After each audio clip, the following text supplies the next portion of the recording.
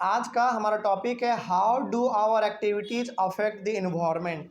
यानी कि ये टॉपिक भी अपने आप में एक क्वेश्चन आपसे पूछ रहा है, यानी कि टॉपिक ही आपका एक क्वेश्चन बन गया है क्योंकि लास्ट में क्वेश्चन मार्क लगा हुआ है। तो ये टॉपिक आपसे बोल रहा है कि हमारा जो एक्टिविटी है वो किस तरीके से इन्वायरमेंट को अफेक्ट कर रहा है, यानी कि हम लोग जो अपने एवरीडे लाइफ में काम करते हैं उस कुछ हरकतों के वजह से कैसे हमारा इन्वायरमेंट ख़राब हो रहा है, कैसे अफेक्ट हो रहा है, यही हम लोग इसमें आज पता करने वाले हैं। चलिए तो शुरुआत करते हैं। टॉपिक हमारा यही था, changes in the environment affect us and our activities changes the environment around us. ये ना स्टेटमेंट बड़ा सिंपल सा आपको दिखने में लग रहा है, लेकिन ये है बहुत गहरा स्टेटमेंट, यानी कि बहुत गहरी बातों को कह रहा है। समझ में आया क्या क्या कह रहा है? पहले ना इसको आप ब्रेक करके पढ़ो। इसमें कहा गया है changes in the around affect us, यानी कि हमारे आसपास जो इन्वायरमेंट में बदलाव होता है वो किस पे असर डालता है? हमारे ऊपर। लेकिन and our activities change the environment around us, लेकिन हमारे आसपास जो इन्वायरमेंट है उसको बदलता भी कौन है? हम ही लोग बदलते हैं। इट मीन्स यदि हम नुकसान पहुंचाएंगे इन्वायरमेंट को तो इन्वायरमेंट भी हमको नुकसान पहुंचाएगा। इसका कहने का मतलब ये था, ठीक है।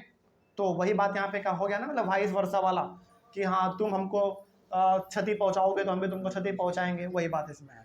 बल्कि इन्वायरमेंट तो और गंदे तरीके से हमसे मतलब रिवेंज लेता है वो। आप इन्वायरमेंट को कितना भी नुकसान पहुंचाओ, इन्वायरमेंट आराम से वो सह लेगा, ठीक है। लेकिन जब इन्वायरमेंट आपको नुकसान पहुंचाना शुरू कर देगा ना तो फिर आप बच नहीं पाओगे, क्योंकि आपको मालूम है जब हमारा ये अर्थक्वेक हो गया, ये सब जब आता है तो कितना भयंकर तबाह होता है। तो यहाँ पे यही कहा गया कि आप हमको बर्बाद करोगे तो हम भी आपको बर्बाद करेंगे, वही बात इसमें कहा गया था। चलिए आगे बढ़ते हैं फिर। अब यहाँ पे ना आपको ओजोन लेयर के बारे में डीपली पढ़ना है, ठीक है, एकदम ओजोन लेयर के बारे में। तो ओजोन लेयर के बारे में थोड़ा सा हम लोग यहाँ पे गहराई से पढ़ लेते हैं, क्या है तरह है, देखिए ध्यान से। ओजोन पहले होता क्या है ये देखिए। ओजोन मतलब O3, ठीक है। अच्छा, O2 मतलब ऑक्सीजन, तो O3 मतलब ओजोन। ओजोन यानी कि O3 is a molecule formed by 3 atoms of oxygen. Simple सा आप ऐसे समझो कि ऑक्सीजन के 3 एटम को आप आपस में कंबाइन करो और वो आपका क्या बनेगा? O3 बनेगा, और यही आपका क्या है? ओजोन है, ठीक है। और इसी का जब हमारा एक लेयर बन जाता है, एक परत बन जाता है, तो उसी को हम लोग ओजोन लेयर कह देते हैं। इसके बारे में और हम लोग आगे पढ़ेंगे, लेकिन फिलहाल ओजोन क्या होता है? सिंपल सा, ऑक्सीजन का कितना एटम? 3 एटम, O3 यानी कि ओजोन, ठीक है। आगे बढ़ते हैं फिर। Ozone is a deadly poison. Ozone ना एक बहुत ही खतरनाक गैस होता है। ये ओजोन क्या एक गैस है, और ये बहुत ही खतरनाक, यानी कि बहुत ही इतना खतरनाक ये है कि इस ओजोन गैस से इंसान का मौत भी हो सकता है, ठीक है। लेकिन इसके बारे में कुछ बेनिफिट भी है, इसके बारे में भी हम लोग आगे पढ़ेंगे। आगे बढ़ते हैं। However at the higher levels of the atmosphere ozone performs an essential function. Ozone इतना खतरनाक गैस है कि हमारा जान भी ले सकता है, लेकिन इसके बावजूद भी ओजोन हमारे एटमॉस्फेयर के बहुत ऊपर ये हमारे लिए एक बहुत अच्छा काम करता है। अब वो काम क्या है इसके बारे में भी देखेंगे। यानी कि ओजोन इतना खतरनाक गैस है कि हमारा जान ले सकता है, इसके बावजूद भी हमको प्रोटेक्ट करने का काम करता है। वो भी कहाँ पे ये आपको मिलेगा? अक्सर एटमॉस्फेयर के सबसे ऊपर वाले हिस्से पे, यानी कि बहुत ऊपर आसमान में, आसमान के ऊपर बहुत ऊपर मतलब। आगे बढ़ते हैं। ये करता क्या है पहले आप इसको ऐसे समझो। It absorbs most of the harmful ultraviolet radiation coming from the sun and prevents them from reaching the earth. देखिए, सन जब मतलब कि सन से जब लाइट हमारे पास आता है ना, आप इसको ऐसे समझिए, हमारा पृथ्वी है, आप अपने माइंड में लाओ हमारा पृथ्वी एकदम गोल है, उसके ऊपर ना एक चादर के तरह हमारे पृथ्वी को ढका हुआ है, वो कौन है? हमारा ओजोन लेयर है। यानी कि जो ओजोन है आपका O3, ये ना बहुत दूर तक फैला हुआ है, और ये एक चादर के तरह, एक लेयर के तरह, एक परत के तरह है, और ये चारों तरफ से हमारे पृथ्वी को ढके हुए हैं, ठीक है। अब चूंकि पृथ्वी के ऊपर ये चारों तरफ से एकदम चादर के तरह ओजोन हमारा ढका हुआ है, ढक लिया है इसको, ठीक है, अच्छी बात है। अब जब हमारे पृथ्वी पे सनलाइट पड़ता है ना, तो केवल हमारे पृथ्वी पे सनलाइट नहीं पड़ता है, बल्कि सनलाइट के साथ साथ हमारा एक बहुत ही खतरनाक रेडिएशन भी आ रहा होता है, उसको हम लोग कहते हैं अल्ट्रा वायलेट रेडिएशन, ठीक है। और यदि ये अल्ट्रा वायलेट रेडिएशन हमारे शरीर पे पड़ गया तो हमारे शरीर को जला के रख देगा। यानी कि इससे हमारे खास करके इंसानों में ना स्किन कैंसर बढ़ता है। अल्ट्रावायलेट रेडिएशन के वजह से स्किन कैंसर बढ़ता है। अच्छा, आजकल ना स्किन कैंसर का पेशेंट धीरे धीरे बढ़ता जा रहा है। क्यों बढ़ता जा रहा है? इसलिए बढ़ता जा रहा है क्योंकि हमारे पृथ्वी के चारों तरफ जो ओजोन लेयर है, उस ओजोन लेयर में धीरे धीरे छेद हो रहा है। अब जब ओजोन लेयर में छेद हो रहा है, इसका मतलब हमारा सनलाइट डायरेक्टली अर्थ पे आएगा, और जब वो सनलाइट डायरेक्टली आएगा हमारे बॉडी पे पड़ेगा तो हमारे स्किन कैंसर होना एकदम होना ही है। लेकिन ये अल्ट्रावायलेट फिर करता क्या है, सॉरी ये ओजोन लेयर फिर करता क्या है? ओजोन लेयर करता ये है ना कि सनलाइट में जितने भी अल्ट्रावायलेट रेडिएशन होते हैं उसको पृथ्वी पे आने ही नहीं देता है, उसको वापस एटमॉस्फेयर में ही भेज देता है। इससे हम लोग सुरक्षित रहते हैं। लेकिन मान लीजिए कि डायरेक्टली यदि सनलाइट हमारे पास आ जाए बिना ओजोन लेयर के, मतलब कि ओजोन लेयर कुछ देर के लिए आप मान लो है ही नहीं, और डायरेक्टली सनलाइट हमारे स्किन पे पड़ रहा है, मालूम है कुछ दिन के अंदर ही आप शिकार हो जाएंगे स्किन कैंसर का, क्योंकि अल्ट्रावायलेट रेडिएशन बहुत ही खतरनाक होता है। इसलिए हमारे पास डायरेक्टली सनलाइट ना आए, यानी कि अल्ट्रावायलेट हमारे बॉडी पे ना पड़े, इसके लिए सबसे बेहतर फंक्शन कौन परफॉर्म करता है? Ozone layer. ओजोन क्या करता है? हमारे धरती के चारों तरफ फैला हुआ ये लेयर की तरफ, परत की तरफ, यानी कि चादर की तरफ, ये जितने भी अल्ट्रावायलेट रेडिएशन हमारे धरती पे आते हैं, आने से पहले ही उसको बाउंस बैक कर देता है। तो क्या हमारे पृथ्वी पे ओजोन लेयर के होने के वजह से क्या अल्ट्रावायलेट रेडिएशन हमारे पास आ पाएगा? नहीं आ पाएगा। लेकिन आजकल क्या हो रहा है? ओजोन लेयर में धीरे धीरे छेद हो रहा है, होल हो रहा है। अब जब होल हो रहा है तो क्या हमारा अल्ट्रावायलेट रेडिएशन बाउंस बैक हो पाएगा? नहीं हो पाएगा, तो वो हमारे स्किन पे आएगा। इसीलिए आपको आज हॉस्पिटलों में स्किन कैंसर का पेशेंट बहुत देखने को मिलता है। स्किन कैंसर में होता है क्या है ना, बेसिकली आपका जो शरीर है ना वो एकदम बिल्कुल वाइट वाइट हो जाता है, चित्ता चित्ता टाइप का। आपने ऐसे इंसान देखे भी होंगे आपने, वही हमारा स्किन कैंसर का पेशेंट है। ठीक है, तो यहाँ पे आप एक मतलब कि मोटा मोटी यदि हम आपको ओजोन लेयर का फंक्शन बताना चाहें तो वो ये है कि हमारे पृथ्वी के चारों तरफ एक लेयर की तरह यह फैला हुआ है जो कि सनलाइट से आने वाले अल्ट्रावायलेट रेडिएशन को हमारे पृथ्वी में एंटर करने नहीं देता है, घुसने नहीं देता है, ये उसको बाउंस बैक कर देता है।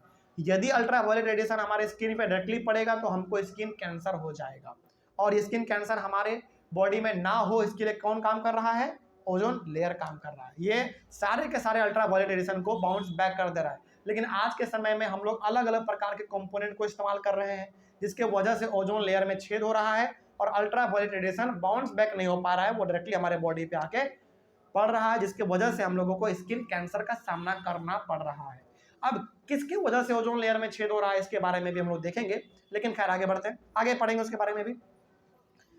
उसके बाद वही पॉइंट यहाँ पे लिखा हुआ था कि it absorbs most of the harmful ultraviolet radiations coming from the sun and prevents them from reaching the earth. तो ये अर्थ पे नहीं आने देता है अल्ट्रावायलेट रेडिएशन को। आगे बढ़ते हैं। The ultraviolet radiations have extremely harmful effects on plants, animals as well as human beings. सोचो, अल्ट्रावायलेट रेडिएशन का इतना खतरनाक असर है कि प्लांट को भी नहीं छोड़ता है, प्लांट को जला के रख देगा, खत्म कर देगा पूरा। एनिमल हो गया, ह्यूमन बींग हो गया, हर किसी पे इसका गंदा असर पड़ता है। किसका? अल्ट्रावायलेट रेडिएशन का। ठीक है, लेकिन आगे बढ़ते हैं फिर। For example, ultraviolet radiations can cause skin cancer in human beings. वही बात है जो हमने कहा आपको कि अल्ट्रावायलेट रेडिएशन डायरेक्टली हमारे अर्थ पे आएगा और वो हमारे स्किन पे पड़ेगा तो ये हमारे इंसान में खास करके स्किन कैंसर का प्रॉब्लम जनरेट कर देगा। ठीक है, तो क्या हम लोगों को अल्ट्रावायलेट रेडिएशन डायरेक्टली पृथ्वी पे आने देना चाहिए या नहीं? बिल्कुल भी नहीं आने देना चाहिए। ऐसा यदि हो गया ना तो हर इंसान, हर घर में आपको स्किन कैंसर का पेशेंट मिल जाएगा। यदि आप चाहते हैं कि अल्ट्रावायलेट रेडिएशन हमारे अर्थ पे ना आए, इसके लिए आपको मजबूत क्या करना पड़ेगा? अपने ओजोन लेयर को। ठीक है, अब उसको मजबूत कैसे करेंगे ये भी हम लोग इसमें आगे देखेंगे। आगे बढ़ते हैं फिर। Ozone at the higher levels of the atmosphere is a product of ultraviolet radiation acting on molecule of oxygen. अच्छा, यहाँ पे ना 1 2 3 इसमें स्टेटमेंट लिखे गए हैं, 3 पॉइंट लिखे गए हैं। इन तीनों पॉइंट को ना एकदम बिल्कुल आराम से आपके यहाँ पे दर्शाया गया है कुछ रिएक्शन को दिखाकर। आप इसको आराम से समझ जाएंगे क्या है। देखो एक बार पहले पढ़ देते हैं, उसके बाद आप इसको दोबारा पढ़िएगा, समझ में आ जाएगा। Ozone layer at the higher level of the atmosphere, यानी कि ओजोन लेयर कहाँ पे? एटमॉस्फेयर के हायर लेवल पे, यानी कि ऊपर में जो है, is a product of ultraviolet radiation acting on a molecule of oxygen. यानी कि किसका प्रोडक्ट है? अल्ट्रावायलेट रेडिएशन का ऑक्सीजन के साथ रिएक्शन होना, तभी जाके हमारा O और O बनेगा। ये भी कैसे हो रहा है सब चीज़ बताएंगे, अभी पहले एक बार पढ़ लेते हैं। The ultraviolet radiation split some molecule of oxygen यानी कि O2 into free oxygen atom यानी कि O।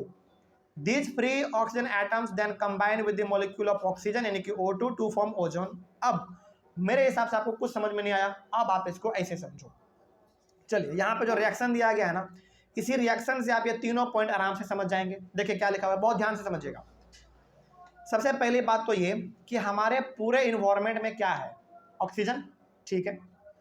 तो हमारे पूरे इन्वायरमेंट में ऑक्सीजन है, तो मतलब ये ऑक्सीजन हमारे पृथ्वी पे यानी कि जहाँ पे हम लोग रह रहे हैं यहाँ पे तो है ही, ऊपर आसमान में भी है, ठीक है।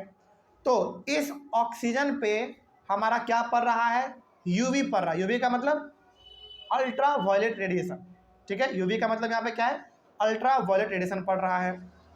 तो ऑक्सीजन पे अल्ट्रा वायलेट रेडिएशन जैसे ही पड़ा, उन्होंने क्या कर दिया, ऑक्सीजन को दो अलग अलग एटम में बांट दिया, ब्रेक कर दिया। तो यहाँ पे आपको साफ दिख रहा है ऑक्सीजन का कितना एटम है, 2 है। तो जैसे इस पे अल्ट्रा वायलेट रेडिएशन टकराया, वैसे ऑक्सीजन हमारा 2 अलग हिस्सों में टूट गया, ठीक है। अब ये जो हमारा 2 अलग अलग हिस्सा टूटा है, इसमें से एक हिस्सा किससे जाके मिल जाएगा, दोबारा ऑक्सीजन से मिल जाएगा, यानी कि O2 से मिल जाएगा। तो बताइए ऑक्सीजन का यहाँ पे 1 एटम और यहाँ पे 2 एटम, कितने हो गए, 3 एटम। तो अब क्या बनेगा हमारा, ओजोन। यही इसी तरीके से हमारा ओजोन का फॉर्मेशन होता है। और अब आप यहाँ पे तीनों स्टेटमेंट को आप आराम से पढ़ेंगे तो अब आपको बिल्कुल समझ में आ जाएगा। तो यहाँ पे बेसिकली ये कहा गया था कि ऑक्सीजन के ऊपर जब हमारा अल्ट्रा वायलेट रेडिएशन टकराता है आके, तो हमारे ये ऑक्सीजन को 2 अलग अलग एटम में ब्रेक कर देता है। अब ये जो 2 अलग अलग ऑक्सीजन का हमारा एटम हुआ, इसमें से एक जाके दोबारा ऑक्सीजन के साथ मिल जाएगा। अब हमारा बन गया ये O3। तो इसी तरीके से हमारा ओजोन का फॉर्मेशन होता है, कोई दिक्कत इसमें। चलिए आगे बढ़ते हैं फिर। The amount of ozone in the atmosphere began to drop sharply in the 1980s। अब 1980 के आसपास ऐसा देखा गया कि ओजोन का जो मात्रा है हमारे इन्वायरमेंट में, वो धीरे धीरे क्या हो रहा है, कम होता जा रहा है। अच्छा, इन्वायरमेंट में ओजोन का कम होने का मतलब है ओजोन लेयर में क्या होना, छेद होना। अब आप ऐसे समझो ना, ओजोन लेयर यदि कम है, इसका मतलब कि ओजोन लेयर में क्या होने वाला है, छेद होने वाला है, होल होने वाला है। तो 1980 के आसपास ऐसा देखा गया, जो हमारे इन्वायरमेंट के बड़े बड़े ज्ञानी लोग हैं, उन्होंने ऐसा देखा कि इन्वायरमेंट में ओजोन का जो मात्रा है वो धीरे धीरे क्या हो रहा है, कम होता जा रहा है। इसका मतलब ये एक खतरे का निशान था। अब आगे क्या हुआ देखो, due to which the ozone layer is becoming thinner and thinner day by day. अब इन्वायरमेंट में ओजोन का मात्रा धीरे धीरे घट रहा है। इसका मतलब है कि ओजोन लेयर हमारा धीरे धीरे क्या होता जा रहा है, पतला होता जा रहा है। और किसी भी यदि कोई भी चीज़ पतला होता है तो उसको ना छेद करना उसमें बड़ा आसान हो जाता है ना। तो अब ओजोन लेयर हमारा धीरे धीरे पतला हो रहा था। आगे बढ़ते हैं, फिर क्या हुआ, the depletion of ozone layer is due to the use of chemicals like chlorofluorocarbon. अब यहाँ पे सवाल है कि सर ओजोन लेयर दिन पर दिन पतला क्यों हो रहा था 1980 के आसपास। अब ये पतला इसलिए हो रहा था क्योंकि हम लोग ना अपने एवरीडे लाइफ में एक केमिकल इस्तेमाल करते हैं। उस केमिकल का नाम है क्लोरोफ्लोरोकार्बन। शॉर्ट में इसको हम लोग कहते हैं CFCs। CFCs लास्ट में छोटा सा S लगा दीजिएगा, ठीक है। अब ये केमिकल होता क्या है, थोड़ा सा इसके बारे में समझ लीजिए आप। Chlorofluorocarbons are the chemicals which are widely used in refrigerators, air conditioners, fire extinguishers and aerosol sprayer। अब इसका मतलब क्या हुआ, चलिए आपको समझाते हैं हम। आप कभी भी अचानक जब फ्रिज खोलते हैं तो उसमें से ना एक धुआं निकलता है बाहर, जो कि आपको ठंडेपन का महसूस कराता है। वो जो धुआं निकल रहा है ना, एक्चुअली में वो धुआं नहीं है, वो क्या है, क्लोरोफ्लोरोकार्बन है। और कुछ देर के बाद वो गायब हो जाता है। तो वो जो है ना, वो गायब होके कहाँ जाएगा, धीरे धीरे इन्वायरमेंट में तो वो मिल गया, अब वो धीरे धीरे कहाँ जाएगा, आपके ओजोन लेयर के पास जाएगा। पहला एग्जाम्पल आपका ये हुआ। दूसरा, जब आप रेफ्रिजरेटर के बाद हो गया एग्जाम्पल आपका एयर कंडीशनर का, यानी कि जब आप AC को ऑन करते हो, आप कभी AC को गौर करना, उसमें से भी ना वाइट कलर का धुआं निकलता है बाहर, और वो धुआं आपको बेसिकली ना ठंडेपन का एहसास कराता है। वो भी क्या आपका क्लोरोफ्लोरोकार्बन ही है, जो कि आपको ठंडेपन का महसूस करवा रहा है, एहसास करवा रहा है। अगला आपका फायर एक्सटिंग्विशर। फायर एक्सटिंग्विशर यानी कि जब आग बुझाने वाला जो हमारा वो सिलेंडर आता है, उसमें से भी गैस निकलता है हमारा, वो गैस भी कुछ देर के बाद गायब हो जाता है। वो भी आपका क्या है, वही CFC केमिकल है आपका।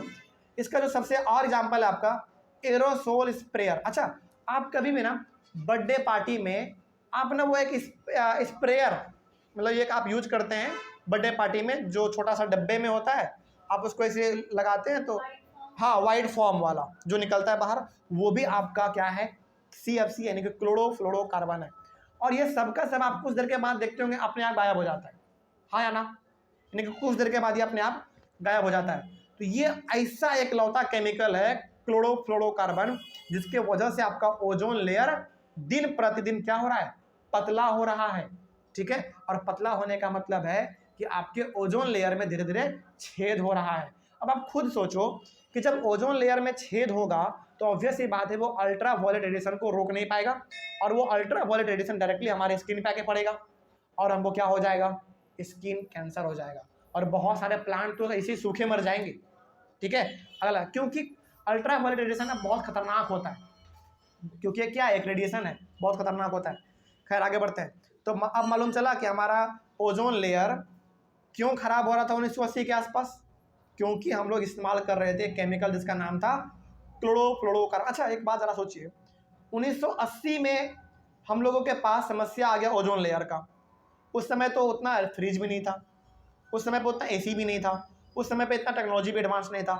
आज हम लोग जी रहे हैं 2023 में, तो सोचो आज हमारे ओजोन लेयर पे कितना ज़्यादा फर्क पड़ रहा होगा, क्योंकि आज लगभग शहर में लगभग बहुत सारे घर में AC है, फ्रिज तो लगभग 90% घरों में है ना, और बर्थडे पार्टी तो हर दिन किसी न किसी का हो ही रहा है, तो वो वाइट वाला फॉर्म हम लोग इस्तेमाल कर ही रहे हैं। तो आज के समय में सोचो ओजोन लेयर कितना मतलब गंदे तरीके से खराब हो रहा है, और यही समस्या है कि ओजोन लेयर में दिन प्रतिदिन छेद हो रहा है, और लोगों का जो स्किन कैंसर का समस्या है वो भी धीरे धीरे बढ़ रहा है। हॉस्पिटल में आप जाकर डॉक्टर से पूछो कि स्किन कैंसर घट रहा है या बढ़ रहा है, आपको बोलेंगे धीरे धीरे ये बढ़ ही रहा है, और ये आगे बढ़ेगा भी। ठीक है, क्योंकि हम लोग लगातार CFC इस्तेमाल करते जा रहे हैं, इसमें हम लोगों को ना ब्रेक लगाना पड़ेगा। ठीक है, खैर आगे बढ़ते हैं, क्या है उसके बाद आगे, chlorofluorocarbons released into the air react with ozone and destroy it gradually। तो क्लोरोफ्लोरोकार्बन जो है हमारा इन्वायरमेंट में जाके रिएक्ट करता है और वो धीरे धीरे ओजोन लेयर को डिस्ट्रॉय करने का काम करता है। कोई दिक्कत इसमें? और ओजोन लेयर खराब हो रहा है, इसका मतलब है कि आपको स्किन कैंसर हो सकता है। और आज के समय में जो हम लोग कहते हैं ना कि धूप में बैठो विटामिन D मिलेगा, बिल्कुल विटामिन D मिलता है, लेकिन आज के समय में ना धूप में बैठना एक तरीके से सुरक्षित नहीं रह गया है, क्योंकि आप धूप में जितना निकलोगे उतना आपको स्किन कैंसर का समस्या ज़्यादा है, क्योंकि ओजोन लेयर में लगातार छेद हो रहे हैं, होल हो रहे हैं उसमें। तो आपके ऊपर जो धूप पड़ रहा है ना, उसमें आप ये मान के चलिए कि 90% आपको प्योर सनलाइट मिल रहा है, तो 5% आपको रेडिएशन मिल रहा है, अल्ट्रावायलेट रेडिएशन, और उसका असर आपको एक दिन बाद में पता चलेगा जब आपको स्किन कैंसर का समस्या होगा। लेकिन फिर भी आज भी हम ये कह सकते हैं कि ओजोन लेयर खराब तो हो ही रहा है, लेकिन आज ये कह सकते हैं कि 95-97% हमारा सनलाइट आज भी प्योर है, उसमें कुछ मात्रा में क्या है, रेडिएशन है, और उससे हमारे बॉडी को उतना फर्क नहीं पड़ने वाला है। लेकिन लगातार यदि आप धूप में बैठेंगे लंबे समय तक, तो कुछ सालों के बाद आप देखेंगे कि आपको समस्या हो गया किसका, स्किन कैंसर का। तो ज़्यादा भी धूप में नहीं बैठना चाहिए। सुबह सुबह का जो धूप होता है ना, जैसे सन जब राइज होता है उस समय का ठीक ठाक है, उस समय पे आपके लिए ठीक है, लेकिन आप लगातार 2-3 घंटा बैठे हुए धूप में, ये आपके लिए हानिकारक है। धूप में बैठना चाहिए, अच्छी बात है, विटामिन D आपको मिलेगा, लेकिन लंबे समय तक नहीं। 15 मिनट 20 मिनट बहुत है, इतना आपके लिए काफ़ी है, क्योंकि आज के समय में धूप में बैठना भी एक गंभीर समस्या आपको दे सकता है। ठीक है, और रीजन क्या है, स्किन कैंसर। आगे बढ़ा जाए। Due to this the ozone layer at the higher levels of the atmosphere has become thinner, allowing more ultraviolet radiation to pass through it to the earth।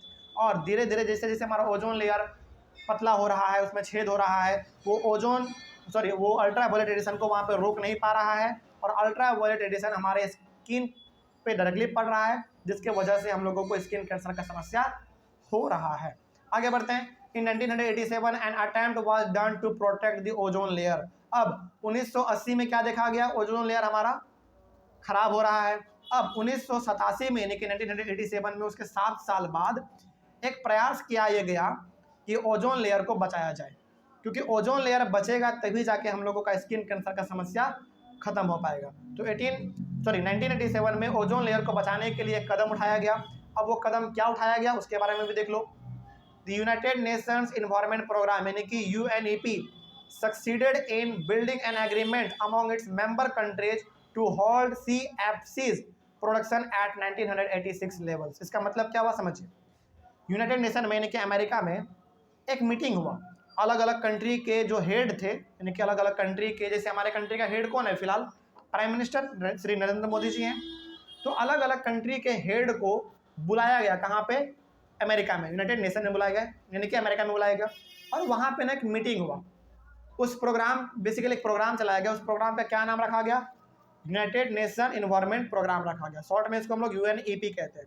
और वहाँ पे ना सभी कंट्री के हेड ने मिल के एक समझौता ये किया कि हम लोगों को अपने अपने कंट्री में CFC केमिकल के प्रोडक्शन पे क्या करना चाहिए, रोक लगाना चाहिए।